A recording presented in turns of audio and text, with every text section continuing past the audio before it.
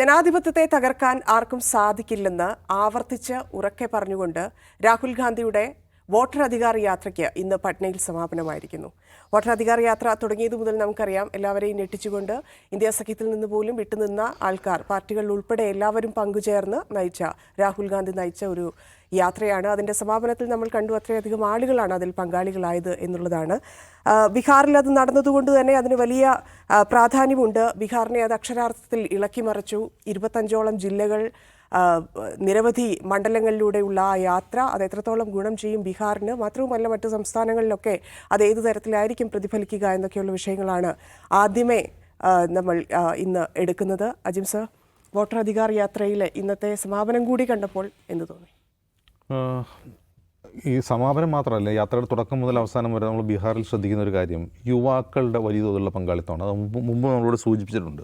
ഇപ്പോൾ ഈ വോട്ടർ അധികാർ യാത്രയുടെ മുദ്രാവാക്യം ഈ വോട്ട് ചോരി എന്നുള്ളതാണെങ്കിൽ പോലും ബീഹാറിൽ ഇന്നത് ഒരു മുഴുവൻ ജനകീയ പ്രശ്നങ്ങളുടെയും ഒരു പ്രതിഷേധ രൂപമുള്ള റാലിയായി പരിണമിച്ചിരിക്കുകയാണ്. ഇപ്പോൾ വോട്ട് ചോരി എന്നാൽ നിങ്ങളുടെ ജോലി ചോരിയാണ്, ജോലിയും നഷ്ടപ്പെടുകയാണ്, നിങ്ങളുടെ ഉപജീവനമാർഗ്ഗം നഷ്ടപ്പെടുകയാണ്. അങ്ങനെ ആ മുദ്രാവാക്യത്തെ വികസിപ്പിക്കുന്നുണ്ട് രാഹുൽ ഗാന്ധി ഇന്നത്തെ റാലിയിൽ. അപ്പോൾ ജനങ്ങൾ അസ്വസ്ഥരാണ്. ജനങ്ങളുടെ ഒരു അസ്വസ്ഥത ഏറ്റെടുക്കാൻ കഴിയുന്ന ഒരു രാഷ്ട്രീയ നേതൃത്വം ബീഹാറിലുണ്ടെന്ന് തോന്നലുണ്ടാക്കാൻ ഇന്ത്യ സഖ്യത്തിന് കഴിഞ്ഞിട്ടുണ്ടെന്നുള്ളതാണ് ഈ വോട്ട് ചോരി യാത്രയുടെ ഏറ്റവും പ്രധാനപ്പെട്ട ടേക്ക് അവേ എന്ന് പറയുന്നത്. മറ്റൊരു പ്രധാനപ്പെട്ട കാര്യം, രാഹുൽ ഗാന്ധിയെയും കോൺഗ്രസിനെയും ഇന്ത്യ സഖ്യത്തെയും ജനങ്ങൾ വിശ്വസിക്കാവുന്ന ഒരു പ്രതിപക്ഷമാണെന്ന് തോന്നലുണ്ടാക്കാൻ ഇവർ കഴിയുന്നു. അതിൻ്റെ ഏറ്റവും പ്രധാനപ്പെട്ട കാര്യം ഞാൻ മുമ്പും പലവട്ടം സൂചിപ്പിച്ചിട്ടുണ്ട്, സാധാരണക്കാർക്ക് മനസ്സിലാവുന്ന ഹിന്ദിയിൽ രാഹുൽ ഗാന്ധി പ്രസംഗിക്കുന്നു എന്നുള്ളതാണ്. രാഹുൽ ഗാന്ധിയും കോൺഗ്രസും ഹിന്ദി സംസാരിക്കാൻ തുടങ്ങിയിട്ട് അധികം നാളായിട്ടില്ല. ഏതാണ്ട് 2017-18 കാലം തൊട്ടാണ് ഹിന്ദിയിൽ ട്വീറ്റ് ചെയ്യാൻ തുടങ്ങുന്നത്, ഹിന്ദിയിൽ പ്രസംഗിക്കാൻ തുടങ്ങുന്നത്. അതുവരെ നിങ്ങൾ ശ്രദ്ധിച്ചിട്ടുണ്ടാവും, പ്രിയങ്ക ഗാന്ധിയോട് രാഹുൽ ഗാന്ധിയോട് ഇംഗ്ലീഷിലാണ് സംസാരിക്കുക. അതിപ്പോൾ ബീഹാറിൽ പോയാലും യു പി പോയാലും ഇംഗ്ലീഷിൽ സംസാരിക്കുന്നു. അപ്പോൾ ജനങ്ങൾക്ക് അവർ മനസ്സിലാവുന്ന സരളമായ ഭാഷയിൽ ഹിന്ദിയിൽ സംസാരിക്കുക എന്നുള്ളത്, അത് അദ്ദേഹത്തിൻ്റെ ചില പ്രയോഗങ്ങൾ, രാഹുൽ ഗാന്ധിയുടെ പ്രസംഗത്തിലെ ചില പ്രയോഗങ്ങൾ നമ്മൾ ഏറ്റവും താഴെ തട്ടിലുള്ള മനുഷ്യർക്ക് പോലും കണക്ട് ചെയ്യാവുന്ന തരം പ്രയോഗങ്ങളാണ് അദ്ദേഹം നടന്നത്.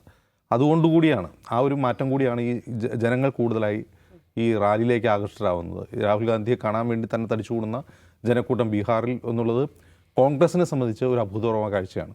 കോൺഗ്രസ് അവിടെ അധികാരത്തിൽ നിന്ന് പോയിട്ട് പതിറ്റാണ്ടുകളായി. അപ്പോൾ കോൺഗ്രസിൻ്റെ ഒരു നേതാവിനെ കാണാൻ ബീഹാറിൽ ജനങ്ങൾ തടിച്ചുകൂടുന്നു എന്നുള്ളത് തീർച്ചയായിട്ടും കോൺഗ്രസിന് അവിടെ പ്രതീക്ഷ നൽകുന്നൊരു കാര്യമാണ്.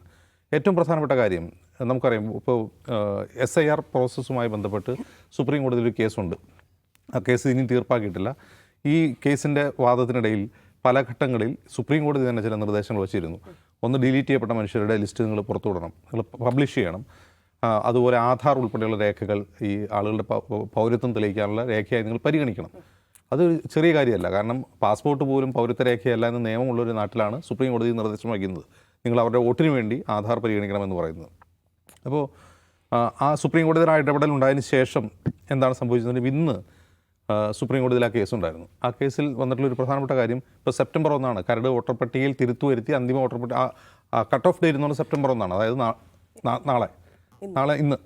അപ്പോൾ ഇതോടുകൂടി എല്ലാം അവസാനിച്ചു എന്ന് വിചാരിക്കുമ്പോഴാണ് ഇന്ന് തെരഞ്ഞെടുപ്പ് കമ്മീഷൻ കോടതി അറിയിക്കുകയാണ് ഇനിയും സമയമുണ്ട്. തെരഞ്ഞെടുപ്പ് വരെയുള്ള സമയങ്ങളിലും നോമിനേഷൻ വരെയുള്ള സമയത്തും ഈ കംപ്ലയിൻസ് നൽകാൻ പറ്റും എന്ന വിവരം സുപ്രീം കോടതി അറിയിക്കണം. അതായത് തെരഞ്ഞെടുപ്പ് കമ്മീഷൻ നയഞ്ഞു, അതായത് ഈ പരാതികൾ പരിഗണിക്കാം എന്നുള്ള ഒരു നിലയിലേക്ക് തെരഞ്ഞെടുപ്പ് കമ്മീഷൻ എത്തിയിട്ടുണ്ട്.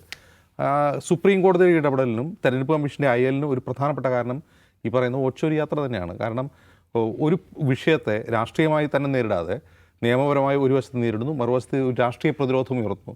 അപ്പോൾ സ്വാഭാവികമായിട്ടും എങ്ങനെയാണ് ഭരണകൂടത്തെ തിരുത്തുക എന്നുള്ളതിൻ്റെ ഒരു മികച്ച ഉദാഹരണം കൂടിയാണ് ഈ SIR പ്രോസസ്സിനെതിരായിട്ടുള്ള വോട്ട് ചോരി ആരോപണവും ഈ വോട്ടർ അധികാര യാത്രയും എല്ലാം എന്ന് നമുക്ക് മനസ്സിലാവുകയാണ്. പക്ഷേ അതോടൊപ്പം തന്നെയും ഈ SIR പ്രോസസ്സ് തുടങ്ങുമ്പോൾ ഉണ്ടായിരുന്ന ചില ഭീഷണികളുണ്ട്. 65 ലക്ഷം മനുഷ്യരുടെ വോട്ട് വെട്ടിമാറ്റിയെന്നാണ് ആക്ഷേപം. അതിനിയും ആ 65 ലക്ഷം പേരുടെ വോട്ട് തിരികെ കയറ്റാൻ പറ്റുമോ നമുക്കറിയില്ല. കാരണം പ്രതിപക്ഷ പാർട്ടികൾ പറയുന്നത് ഈ വോട്ട് നഷ്ടപ്പെട്ട ആളുകൾ ഈ ഫോം ഫില്ല് ചെയ്ത് കൊടുക്കുമ്പോൾ അത് സ്വീകരിക്കാൻ പോലും BLOമാർ തയ്യാറാവുന്നില്ല എന്നുള്ളതാണ്. അപ്പോൾ അവിടെ എന്തോ പ്രശ്നമുണ്ട്. കഴിഞ്ഞ ദിവസം ഒരു ചാനൽ ഈ 195 വോട്ടർമാരുള്ള ഒരു കെട്ടിടത്തിൻ്റെ കുറിച്ചുള്ള റിപ്പോർട്ട് ചെയ്യാൻ അവിടെ പോയിരുന്നു. അതായത് ഈ കെട്ടിടത്തിലാണ് 195 വോട്ടർമാരുള്ള ചെറിയ വീടാണ് എന്നവർ റിപ്പോർട്ട് ചെയ്തുകൊണ്ടിരിക്കുമ്പോൾ അവിടെയുള്ള ആളുകൾ തടിച്ചുകൂടി ഇവിടെ തല്ലി ഓടിക്കുകയാണ്. ആ പരിസരവാസികൾ തന്നെയാണ്. അതിൻ്റെ കാരണം എന്താണെന്ന് ചോദിക്കുമ്പോൾ അവരെ ആരോ നിയുക്തരാക്കിയിരിക്കുകയാണ്. ആരെങ്കിലും ഇവിടെ അന്വേഷിച്ച് വന്നാൽ അടിച്ചോടിച്ചേക്കുക. അവർക്ക് തന്നെ അറിയില്ല എന്താണ് അതിലെന്നുള്ളത്. മറ്റൊരു പ്രധാനപ്പെട്ട കാര്യം, ഇന്ന് പുറത്തുനിന്ന് ഒരു വാർത്ത, മേരി ടോപ്പോ എന്നു പേരുള്ളൊരു സ്കൂൾ ടീച്ചർ, അവർക്ക് 74 വയസ്സുണ്ട്, അവർ റിട്ടയറായി, അവർ മരിച്ചു എന്ന് പറഞ്ഞ് അവരുടെ പേര് പട്ടികയിൽ നിന്ന് നീക്കം ചെയ്തേക്കാണ്. അപ്പോൾ ഇവർ തന്നെ ഈ മരിച്ചു എന്നിവർ അറിയുന്നത് എങ്ങനെയാണെന്ന് വെച്ചാൽ ഈ ഡിലീറ്റ് ചെയ്തവരുടെ ലിസ്റ്റ് പ്രസിദ്ധീകരിക്കുമല്ലോ, ആ ലിസ്റ്റിൽ തൻ്റെ പേര് കൊണ്ട് നോക്കുമ്പോൾ അവർ മരിച്ചു എന്നാണ് എഴുതി വെച്ചുള്ളത്. അപ്പോൾ അവർ പറഞ്ഞു ഞാൻ ജീവിച്ചിരിക്കുകയാണ്. ഇവരുടെ മക്കളുടെ 3 ആൺമക്കളുണ്ട്, അവർക്ക് ആൺമക്കളുടെ വോട്ട് ഷിഫ്റ്റ് ചെയ്തതായിട്ട് കാണിച്ചിരിക്കുന്നു. അപ്പോൾ ഒന്ന് ആലോചിച്ച് നോക്കാം. അപ്പോൾ അത് വളരെ കാൽക്കുലേറ്റഡ് ആണ്. ഇപ്പോൾ മേരി ടോപ്പ് എന്ന പേരൊക്കെ മാറിയ ഒരു ന്യൂനപക്ഷ സമുദായത്തിൽപ്പെട്ട ആളാണ്. ആ കുടുംബത്തിലെ മുഴുവൻ പേർക്കും വോട്ടില്ലാതായി മാറിയിരിക്കുന്നു. 74 വയസ്സുള്ള അവരുടെ വയസ്സ് രേഖപ്പെടുത്തിയിരിക്കുന്നത്, ഈ ഡിലീറ്റ് ചെയ്ത രേഖയിലുള്ളത് 64 വയസ്സാണ്. 10 വയസ്സ് കുറച്ചാണ് അതിൽ കാണിച്ചിട്ടുള്ളത്. അപ്പോൾ എങ്ങനെയാണ് അങ്ങനെയുള്ള പ്രശ്നങ്ങൾ വരുന്നത്? ഇത് കൃത്യമായി മാനിപ്പുലേറ്റ് ചെയ്ത് നടപ്പാക്കുന്ന ഒരു പ്രോസസ്സാണ്. ഈ 65 ലക്ഷം മനുഷ്യരുടെ വോട്ട് വെട്ടിമാറ്റുക എന്നുള്ളത് ഉറപ്പാണ്. ഈ വോട്ടർ അധികാര യാത്ര കൊണ്ട് മാത്രം ബീഹാറിൽ എന്തെങ്കിലും മാറ്റം ഉടൻ ഉണ്ടാകുമോ എന്ന് ചോദിച്ചാൽ നമുക്ക് ഇപ്പോഴും പറയാൻ കഴിയില്ല. കാരണം ഈ വെട്ടിമാറ്റപ്പെട്ട വോട്ടുകൾ തിരിച്ചു കയറുമോ എന്നുള്ള ഇതിൽ ഇപ്പോഴും ഉറപ്പില്ല. സുപ്രീം കോടതിയിലെ കേസുണ്ടെന്നുള്ളത് ശരിയാണ്. സുപ്രീം കോടതി അത് വീണ്ടും പരിശോധിക്കുമെന്ന് നമുക്കറിയില്ല. ഇന്ന് രാഹുൽ ഗാന്ധി പ്രഖ്യാപിച്ചിട്ടുള്ളത് ഇത് ഇവിടെ കൊണ്ട് തീരുന്ന പ്രശ്നമല്ല, മറ്റ് സംസ്ഥാനങ്ങളിലേക്ക് കൂടി ഞങ്ങൾ വ്യാപിപ്പിക്കും. ഇപ്പോൾ പൊട്ടിയത് ആറ്റം ബോംബാണെങ്കിൽ ഇതിലും വലിയ ബോംബ് ഇനിയും പൊട്ടാൻ പോവുകയാണ്. നരേന്ദ്രമോദിക്ക് മറുപടി പറയേണ്ടി വരും എന്നാണ്. ECA അല്ല, തെരഞ്ഞെടുപ്പ് കമ്മീഷനല്ല രാഹുൽ ഗാന്ധി കുറ്റപ്പെടുന്നത്, മോദിക്ക് മറുപടി പറയേണ്ടി വരും എന്നാണ് രാഹുൽ ഗാന്ധി പറയുന്നത്. തീർച്ചയായിട്ടും കഴിഞ്ഞ ഒരു 1.5 പതിറ്റാണ്ടിനിടയിലെ കോൺഗ്രസിൻ്റെ, ഞാൻ ഇന്ത്യ മുന്നണിയിൽ നിന്ന് വിശാലമാക്കുന്നില്ല, കോൺഗ്രസിൻ്റെ തന്നെ ഏറ്റവും മികച്ചൊരു പൊളിറ്റിക്കൽ മൂവ്മെൻറ്റായി വോട്ടർ അധികാര യാത്ര മാറുകയാണ്. ഈ കളവ് കയ്യോടെ പിടിച്ചതിൻ്റെ ഒരു ജാള്യത തെരഞ്ഞെടുപ്പ് കമ്മീഷനും മോദി സർക്കാരിനും അതുണ്ട്, അത് പ്രകടമാണ് പ്രതികരണങ്ങളിൽ നിന്നൊക്കെ. അപ്പം അങ്ങനെ നിൽക്കുമ്പോഴാണ് ഇന്ന് ആ സമാപനം അത്ര വലിയ ജനപിന്തുണയോടെ നടത്തിയത്. ഇനി എന്ത് മറുപടി അവർ പറയും ഇതിന്? ഇല്ല, ഒന്നാമത്തെ കാര്യം ഒരു ജാള്യത ഉണ്ടാവുക, ധാർമ്മിക പ്രശ്നം ഉണ്ടാവുക എന്നതിനെ ചൊല്ലി എടുത്ത നിലപാടുകളിൽ നിന്ന് പിന്നോട്ട് പോയേക്കാം എന്ന് ആലോചിക്കാനും വണ്ണമുള്ള ധാർമ്മികത അകത്തുള്ളവരാണ് ഇവർ എന്ന് ഞാൻ വിചാരിക്കുന്നില്ല കേട്ടോ. സത്യത്തിലില്ല. ഇന്ത്യയിൽ മാധ്യമങ്ങൾക്ക് സ്വാതന്ത്ര്യമില്ല എന്ന പ്രശ്നം വരുമ്പോൾ സാധാരണ ധാർമ്മിക നിലപാടുള്ള ഒരു സർക്കാരെങ്കിൽ ആ സർക്കാരിന് ചിലപ്പോൾ നാണക്കേട് തോന്നണം. ഇന്ത്യയിലെ അക്കാഡമിഷ്യന്മാരും പൊതുപ്രവർത്തകരും അല്ലെങ്കിൽ ആക്ടിവിസ്റ്റുകളൊക്കെ ജയിലിൽ കിടക്കുകയാണല്ലോ എന്ന ആക്ഷേപം ഉന്നയിക്കുമ്പോൾ ഇന്ത്യ പല സൂചികളിലും താഴേക്ക് പോവുകയാണല്ലോ, ഹാപ്പിനെസ് ഇൻഡെക്സിൽ താഴെയാണല്ലോ എന്നൊക്കെയുള്ള വിമർശനം ലോകത്തുനിന്ന് ഉന്നയിക്കപ്പെടുമ്പോൾ സാധാരണ വിഷണറി ആയിട്ടുള്ള ഒരു സ്റ്റേറ്റ്മെൻറ്റ് ലീഡർഷിപ്പ് ആണെങ്കിൽ അവർക്ക് ഒരു ഞെട്ടലോ അത്ഭുതമോ നാണക്കേടോ ഒക്കെ തോന്നണം. അങ്ങനെ തോന്നില്ല. നിങ്ങളുടെ കീഴിൽ പള്ളികൾ പൊളിക്കപ്പെടുകയാണല്ലോ, നിങ്ങളുടെ കീഴിൽ വർഗീയ സംഘർഷങ്ങൾ ഉണ്ടാവുകയാണല്ലോ, നിങ്ങളുടെ സർക്കാരിൻ്റെ ഭാഗത്തു നിന്ന് വരുന്നത് വർഗീയമായ ആലോചനകളാണല്ലോ എന്ന് വിമർശനം, അതൊന്നും അവരെ ബാധിക്കുന്ന കാര്യമല്ല. പക്ഷേ അത് എക്സ്പോസ് ചെയ്യപ്പെട്ടിരിക്കുന്നു എന്ന് പറഞ്ഞ ഒരു പ്രശ്നമുണ്ട്. ആ പ്രശ്നത്തെ എങ്ങനെ ടാക്കിൾ ചെയ്യുന്നുള്ള ആലോചനയായിരിക്കും അവർ നടക്കുക. നമുക്ക് നാണക്കേടായല്ലോ എന്ന ചിന്തയൊന്നും അവർക്കൊരു കാലത്തുമില്ല. അത് അവരുടെ പ്രശ്നവുമല്ല. അതൊക്കെ അവരൊരു ധീരതയായിട്ട് കാണുന്നവരാണ്. ഇതൊക്കെ ഞങ്ങൾ മറികടക്കുന്നു എന്നുള്ളത്. അപ്പോൾ അതിനെ അവരെങ്ങനെ ടാക്കിൾ ചെയ്യാൻ പോകുന്നതാണ് പ്രധാനപ്പെട്ട ചോദ്യം. അപ്പോൾ അതിന് തെരഞ്ഞെടുപ്പ് കമ്മീഷൻ്റെ സഹായം ആവശ്യമുണ്ട്. പക്ഷേ തെരഞ്ഞെടുപ്പ് കമ്മീഷനെ പൂർണ്ണമായും ലോക്ക് ചെയ്യുന്നതിൽ ഇത്തവണ ഇവർക്ക് വിജയിക്കാൻ കഴിഞ്ഞു. അത് രാഹുൽ ഗാന്ധി ബാംഗ്ലൂരിൽ നടത്തിയിട്ടുള്ള വാർത്താ സമ്മേളനത്തിൽ അദ്ദേഹം 1 by 1 ആയി ചൂണ്ടിക്കാണിക്കുന്നു എങ്ങനെയാണ് ഈ പ്രശ്നം ഉണ്ടായത്, ഇതിലെങ്ങനെയാണ് ആസൂത്രണ മനസ്സ് പ്രവർത്തിക്കുന്നതെന്ന് കാണിച്ചു തരുന്നുണ്ട്. ഇപ്പോൾ SIRൻ്റെ കാര്യം പറഞ്ഞല്ലോ, ബീഹാറിൽ ഈ റാലി നടത്താനുള്ള പ്രധാന കാരണം ഈ സ്പെഷ്യൽ ഇൻറ്റൻസീവ് റിവിഷൻ എന്ന് പറയുന്ന സംഗതി ഓർക്കണം. സ്പെഷ്യൽ ഒരു റിവിഷൻ 1 വർഷം മുമ്പ് നടത്തിയ ആൾക്കാരാണ് വീണ്ടും ഇത് നടത്തുന്നത് എന്നോർക്കണം. എന്ത് കാരണത്തിലാണെന്ന് ഇപ്പോഴും പൂർണ്ണമായ വ്യക്തത വന്നിട്ടില്ല. 65 ലക്ഷം പേരെ ഒറ്റ അടിക്ക് വോട്ടർ പട്ടികയിലെടുത്ത് പുറത്തേക്കും കളഞ്ഞു. അപ്പോൾ അജ്മിസ് മരിച്ചവരുടെ കാര്യം പറഞ്ഞില്ലേ, അപ്പോൾ എന്താ സുപ്രീം കോടതി കൊടുത്തേക്കുന്ന കണക്കിൽ പറഞ്ഞത്? അതിൽ 22 ലക്ഷം പേർ മരിച്ചവരാണത്രേ. അപ്പോഴാണ് ഒരു മനുഷ്യൻ ഇവിടുന്ന് വണ്ടിയും പിടിച്ച് സുപ്രീം കോടതി നിന്നിരിക്കുന്നു ഞാൻ മരിച്ചിട്ടില്ല എന്ന് പറയാൻ. അയാൾ പോയത് കൊണ്ട് അയാൾക്ക് അയാളുടെ കാര്യം സ്ഥാപിക്കാൻ പറ്റി. ഇപ്പം മേരി ടോപ്പിൻ്റെ കാര്യം പറഞ്ഞു, അവർക്ക് സുപ്രീം കോടതിയിൽ പോകാൻ പറ്റിയില്ല. അങ്ങനെ സുപ്രീം കോടതിയിലോ ഏതെങ്കിലും പ്രാദേശിക കോടതിയിലോ പോകാൻ പോലും കഴിയാതെ മരിച്ചവരുടെ പട്ടികയിൽപ്പെട്ട് വോട്ടർ പട്ടികയ്ക്ക് പുറത്തേക്ക് എടുത്തെറിയപ്പെട്ട എത്ര പേര് കാണും? BLOമാരുടെ കാര്യം പറയുകയാണ്. പല ഗ്രാമങ്ങളിലും BLOമാർ ആപ്ലിക്കേഷൻ ഫോം വിതരണം ചെയ്തിട്ടില്ല എന്നു മാത്രമല്ല, ഇത് കിട്ടാത്ത ആളുകളുണ്ട്. ഈ പ്രോസസ്സിൽ ഒരിക്കലും പങ്കാളിയാവാത്ത ആളുകൾ, അവർ പലരും പുറത്തു പോയിരിക്കുന്നു. അപ്പോൾ ഏത് പ്രോസസ്സ് വഴിയാണ് ഞങ്ങൾ പുറത്തു പോയതെന്ന് ചോദിക്കുകയാണ് അവർ.